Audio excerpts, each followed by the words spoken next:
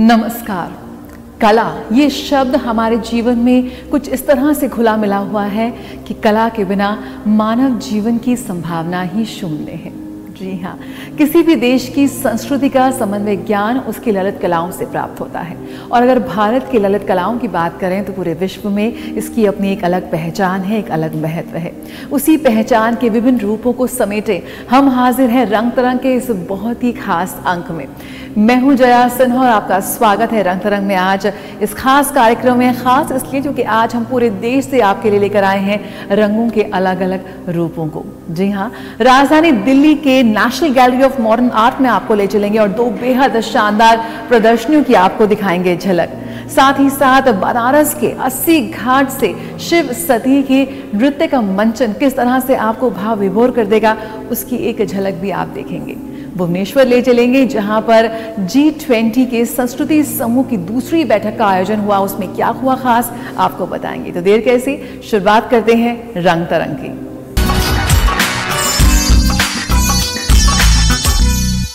National gallery of modern art में आप एक और बहुत ही शानदार प्रदर्शनी का लुत्फ उठा सकते हैं। बुद्धम शरणम गच्छामि। भगवान बुद्ध के जीवन पर आधारित इस प्रदर्शनी में पूरे विश्व में बौद्ध कला और संस्कृति की यात्रा को प्रदर्शित किया गया है, जो आप यहाँ पर एग्जिबिट कलाकृतियों में, प्रदर्शनी में, पेंटिंग्स में देख सकते हैं। बेहद खूबसूरत है ये। किस तरह से बौद्ध धर्म का प्रचार प्रसार हुआ पूरे विश्व में, उसकी एक झलक, एक बानगी हम यहाँ देख सकते हैं। आधुनिक भारतीय कला के प्रतिष्ठित कला मर्मज्ञों की विलक्षण कृतियों को यहाँ प्रदर्शित किया गया है। उन्हें विभिन्न वर्गों में विभाजित किया गया है। प्रत्येक कलाकृति किस तरह से बौद्ध धर्म और बुद्ध के जीवन के विभिन्न पहलुओं को उजागर करती है, इसकी एक बानगी हम यहाँ देखेंगे। ये कलाकृतियां बौद्ध धर्म के इतिहास और दर्शन की झलक प्रस्तुत करती हैं। भगवान बुद्ध के जीवन और समर्थित मूल्यों के बारे में आप और अधिक जान सकते हैं इस प्रदर्शनी में आकर। बुद्धम शरणम गच्छामि प्रदर्शनी में श्रीलंका और म्यांमार जैसे देशों की पेंटिंग्स को, कलाकृतियों को प्रदर्शित किया गया है। बुद्ध के जीवन को बहुत ही करीब से देखने और समझने का ये एक सुनहरा अवसर है। तो जरूर इसे खोइए मत और आइए लुत्फ उठाइए इस प्रदर्शनी का।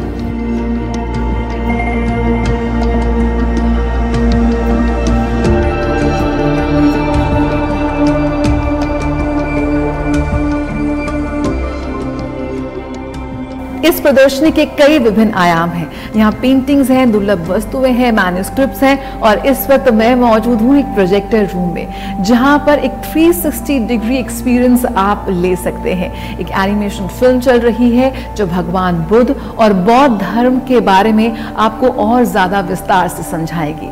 किस तरह से विभिन्न देशों में बौद्ध धर्म का विस्तार हुआ, क्या रही भगवान बुद्ध की जीवन यात्रा, यहाँ पर एक अलग ही अनुभव के साथ आप उसे जान सकते हैं। प्रोजेक्टर रूम है, अपनी जूते चप्पल बाहर उतारिए और यहाँ पर आइए और बैठिए। और यहाँ बैठने के बाद आप वाकई भगवान बुद्ध के विचारों में खुद को खोया सा महसूस करेंगे।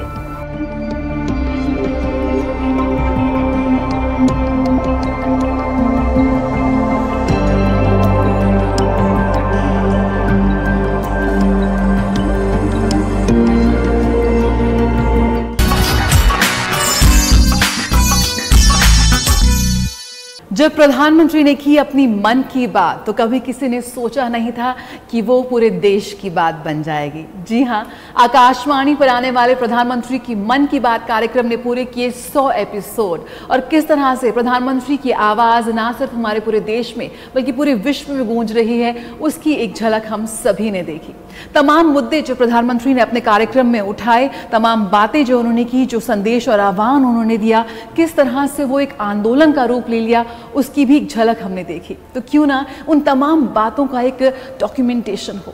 जनशक्ति एक सामूहिक शक्ति, ये एक प्रदर्शनी आप इन दिनों राजधानी दिल्ली के national gallery of modern art में देख सकते हैं, जहां पर सर्वश्रेष्ठ कलाकारों ने प्रधानमंत्री द्वारा उठाए गए मुद्दों को, विषयों को अपनी कला के रूप में ढाला है।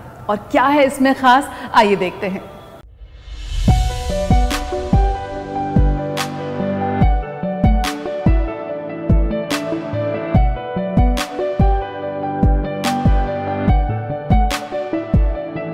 जनशक्ति एक सामूहिक शक्ति। राजधानी दिल्ली के राष्ट्रीय आधुनिक कला संग्रहालय में इस प्रदर्शनी का आयोजन किया गया है। इस प्रदर्शनी का आयोजन प्रधानमंत्री के लोकप्रिय रेडियो कार्यक्रम मन की बात के 100वें एपिसोड के उपलक्ष्य में किया गया है। इस प्रदर्शनी में भारत की कलात्मक विविधता का प्रदर्शन किया गया है और ये मन की बात में प्रकाश डाले गए विषयों से प्रेरित है।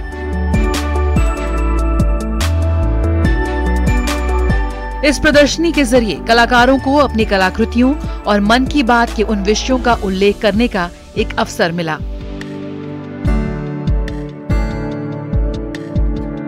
प्रधानमंत्री ने जयपुर हाउस के ऐतिहासिक गुंबद में जनशक्ति प्रदर्शनी के इमर्सिव प्रोजेक्शन शो को भी देखा।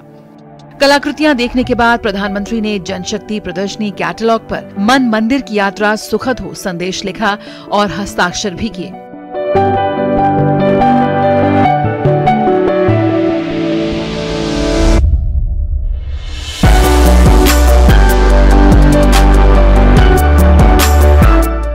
जाने माने आधुनिक और समकालीन कलाकारों ने अपनी अभिव्यक्ति के लिए विभिन्न माध्यमों का उपयोग किया है और 12 विषयों पर प्रधानमंत्री के संदेश का कलात्मक प्रतिनिधित्व प्रस्तुत किया है। प्रत्येक विषय जल संरक्षण, नारी शक्ति, कोविड के बारे में जागरूकता, स्वच्छ भारत, पर्यावरण एवं AMP, जलवायु परिवर्तन, भारतीय कृषि, योग एवं आयुर्वेद, भारतीय विज्ञान एवं अंतरिक्ष, खेल एवं फिटनेस, इंडिया एट 75 एवं अमृतकाल, पूर्वोत्तर भारत का उत्सव और भारत एवं दुनिया जैसे विषयों से संबंधित है। इस प्रदर्शनी में माधवी पारेख, मनु पारेख, शवतुल डोडिया, रियाज कोमू, जिया इराना, आशिम पुरकायस्त, जितेंद्र ठुकराल, सुमीर तगरा, परेश मैती, प्रतुल दास, जगन्नाथ पांडा, मंजुनाथ कामत और विभिन्न मल्होत्रा ने अपनी कलाकृतियों को प्रदर्शित किया है। रंग तरंग, DD न्यूज।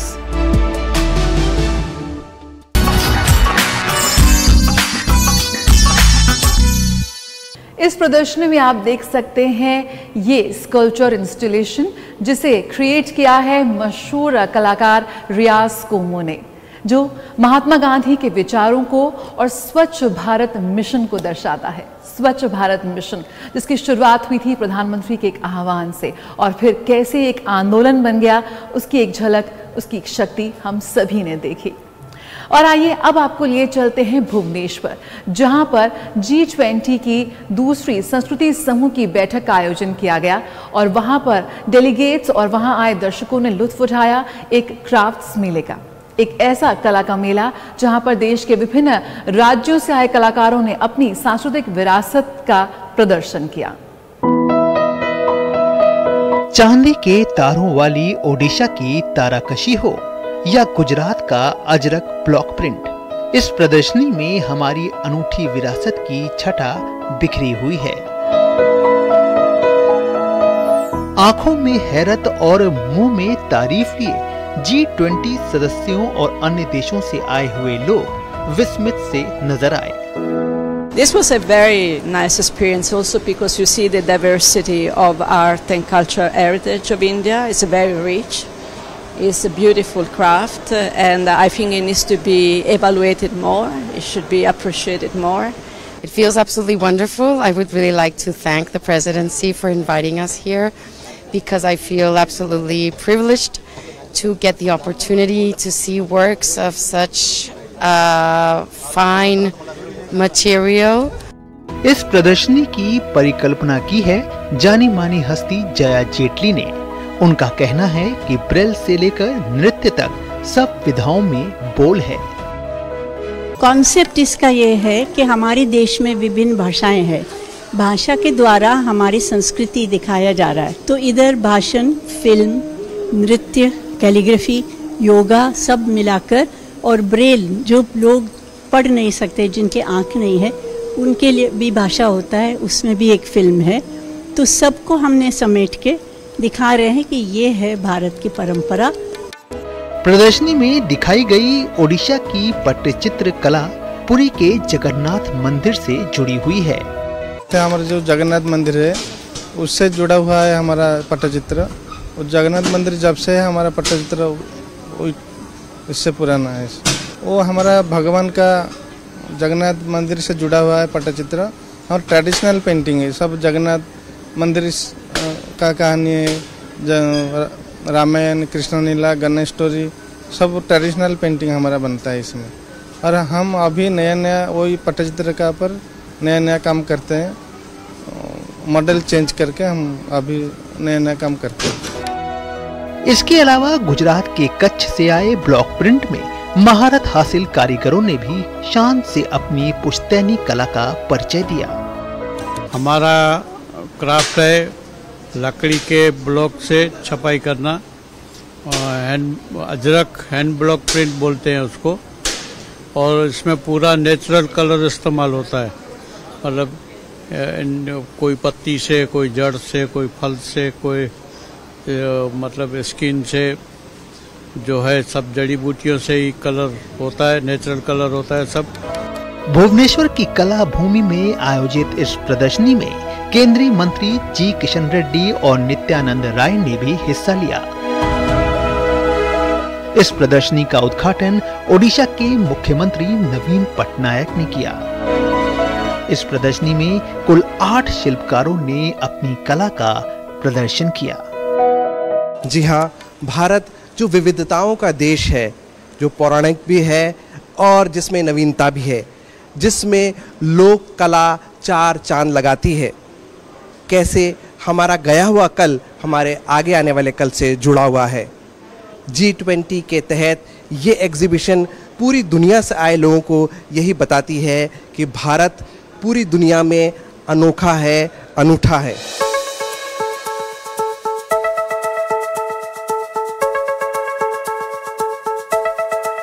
भुवनेश्वर में 4 दिवसीय G20 culture working group meeting की शुरुआत हुई।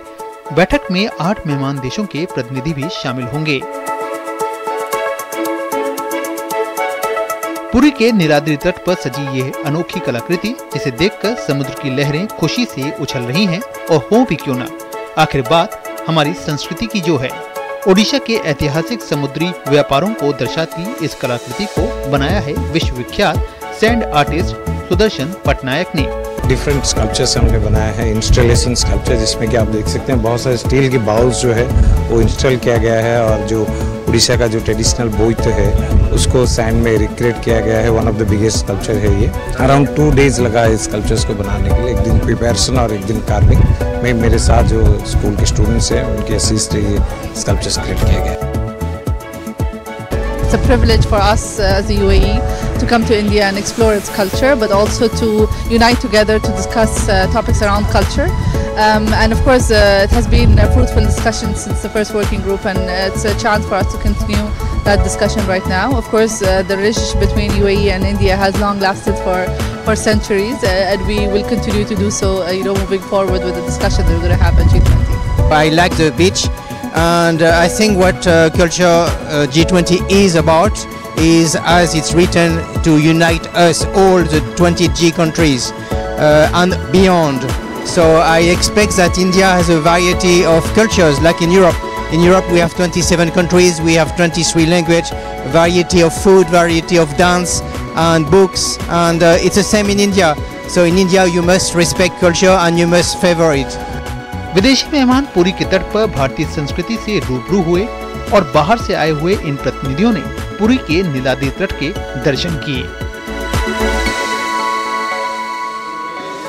ये है कोणार्क का सूर्य मंदिर, मध्यकालीन ओडिशा की कला और वास्तुकला का उत्कृष्ट नमूना। ये मंदिर एक विशाल रथ की तरह दिखता है, जिसमें 12 जोड़े पहिए हैं, जो प्रतीकात्मक रूपांकन के साथ भव्य रूप से उकेरे गए हैं, जो 7 उत्साही घोड़ों द्वारा खींचे जाते हैं। 13वीं शताब्दी में 1238 से 1264 के बीच इस भव्य सूर्य मंदिर का निर्माण हुआ। देश और दुनिया से बड़ी संख्या में श्रद्धालु सूर्यदेव के दर्शन करने कोणार्क आते हैं। साल 1984 में कोणार्क मंदिर को यूनेस्को ने विश्व धरोहर स्थल की मान्यता दी। मंदिर की भव्य वास्तुकला देख विदेशी पर्यटक सम्मोहित रह गए। बंगाल की खाड़ी के तट पर खड़ा ये भव्य सूर्य मंदिर पर उगते सूरज की पहली किरण पड़ती है। सूर्य की रुपहली किरण सबसे पहले मंदिर के मुख्य द्वार को रोशन करती है। ये खूबसूरती विदेशी मेहमानों के दिल को छू गई। इस यात्रा के दौरान अलग अलग देशों से आए प्रतिनिधियों को ओडिशा के शास्त्रीय लोक नृत्य से भी परिचित कराया गया।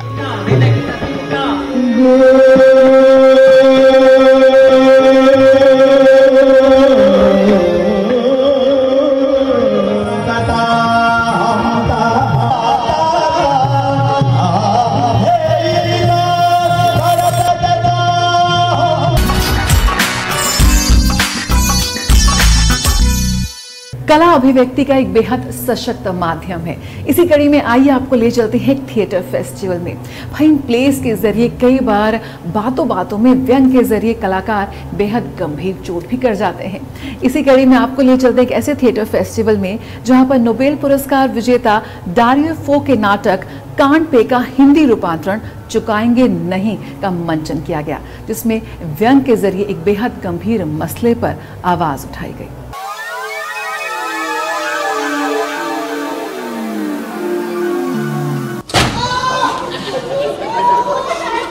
आधुनिक या स्वतंत्रता के बाद का भारतीय रंगमंच वो रंगमंच है जिसे हम सभी जानते हैं।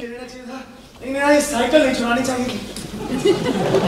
मैंने तुझे बताया ना, मैंने उसे चुराया नहीं, आजाद करवाया। अच्छा। इसका उपयोग मनोरंजन और सामाजिक जागरूकता को फैलाने के लिए किया जाता है। रंगमंच सही वातावरण में मनुष्य के तनाव को बाहर लाने में मदद करता है।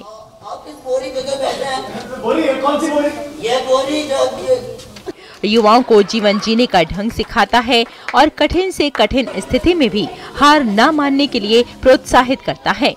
रंगमंच अवसाद से कहीं दूर ले जाता है।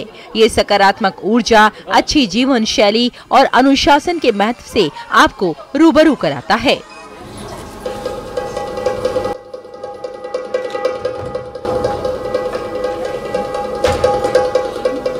दिल्ली के श्रीराम सेंटर में अस्मिता थिएटर का ग्रीष्म नाट्य महोत्सव में भी एक शानदार नाटक को प्रस्तुत किया गया।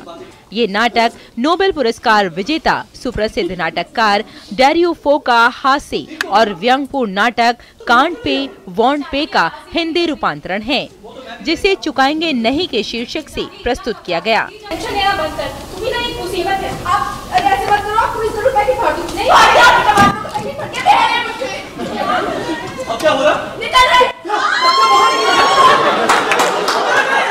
रंगमंच जहां आंसू है, जहां खुशी है, जहां मुस्कुराहटें हैं, यानी ये कहा जा सकता है कि जीवन का हर रंग हमें एक ही मंच पर नजर आता है। रंगमंच आज के दौर में भी ऊर्जा से भरी सकारात्मक सोच हमें देता है। हमें बताता है कि हमें क्या सोचना चाहिए और जीवन में हमें किस ओर बढ़ना चाहिए, और यही एक नया अंदाज है रंगमंच का।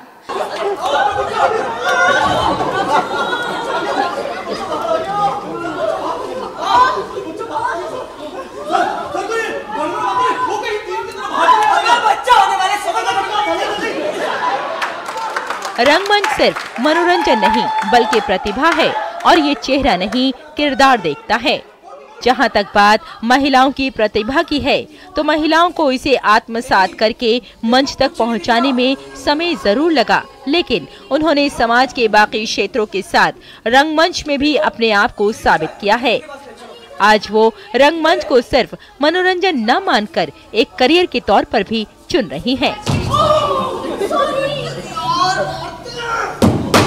मन में एक आवाज़ आई कि देखो समाज को इस तरह से भी बदला जा सकता है, तो क्यों ना मैं भी इसका हिस्सा बनूं। तो कितने लोग फिर जुड़ते चले जाते हैं। फिर मुझे कलाकार होने के नाते ये माध्यम अच्छा लगा। थिएटर मेरे ख्याल से अपनी जगह जीवंत है हमेशा ही, और हमेशा रहेगा, क्योंकि उसकी एक अपनी वैल्यू है, एक वैल्यू सिस्टम है जिसको रंगमंच ने हमेशा जो है कैरी फॉरवर्ड किया है, और वो करता रहेगा।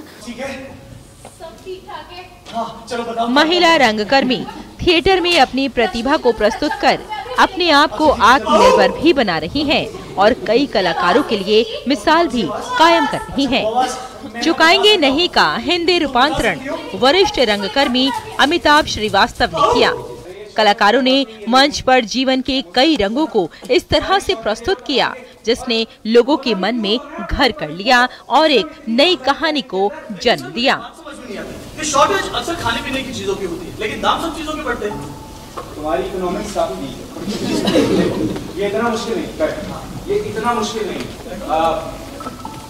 मार्केट के अंदर आटा, दाल, चीनी, जब इनके रेट बढ़ते हैं तो फिर इनसे बनाई जाने वाली चीजों के दाम भी बढ़ जाते हैं, ठीक है। फिर उसके बाद लेबर कॉस्ट बढ़ती है, लेबर कॉस्ट बढ़ती है तो महंगाई बढ़ती है, महंगाई बढ़ती है तो स्मगलर्स का मुनाफा ही मुनाफा। स्मगलर कहां से आगे पीछे। और आइए अब आपको ले चलते हैं बनारस के अस्सी घाट, जहां पर शिव और सती की पौराणिक कथा को दर्शाती एक नृत्य नाटिका का मंचन किया गया। खुले आसमान के नीचे गंगा किनारे हुई इस नृत्य नाटिका की खास बात ये रही कि इसमें हिस्सा लेने वाले कलाकारों की उम्र 4 साल से लेकर 16 साल तक की थी। जी हाँ, भरतनाट्यम नृत्य शैली से सजी ये नृत्य नाटिका, ये नृत्य मंचन लंबे समय तक दर्शकों को याद रहने वाला है।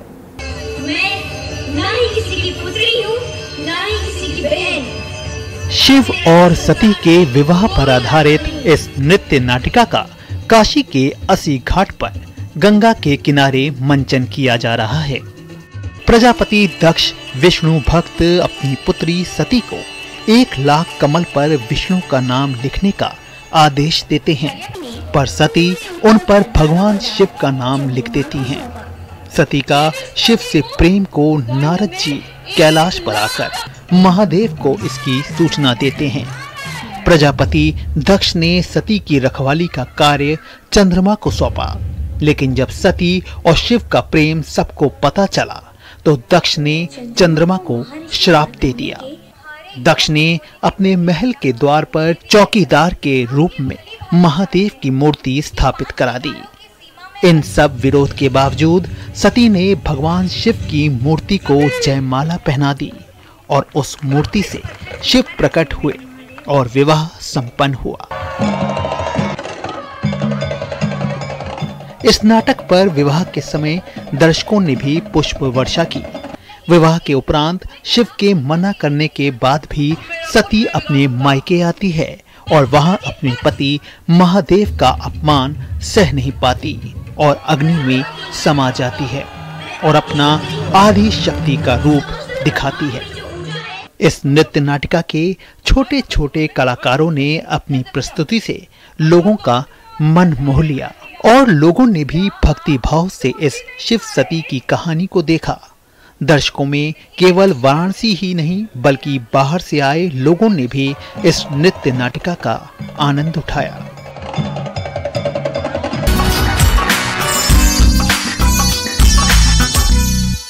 इसी के साथ रंग तरंग का आज का ये कार्यक्रम हम यहीं खत्म करते हैं। अब आपसे मुलाकात होगी अगले हफ्ते इसी दिन इसी वक्त पर। तब तक अगर आप हमसे कुछ भी कहना चाहते हैं, कोई भी सुझाव देना चाहते हैं तो आप हमें ईमेल कर सकते हैं। हमारा ईमेल आईडी इस वक्त आप अपने टेलीविजन स्क्रीन पर देख रहे हैं, तो तुरंत उसे नोट कीजिए और तुरंत अपनी प्रतिक्रिया, अपनी रिएक्शन हमें भेज दें। फिलहाल आज के लिए मुझे और मेरी पूरी टीम को दीजिए इजाजत। नमस्कार।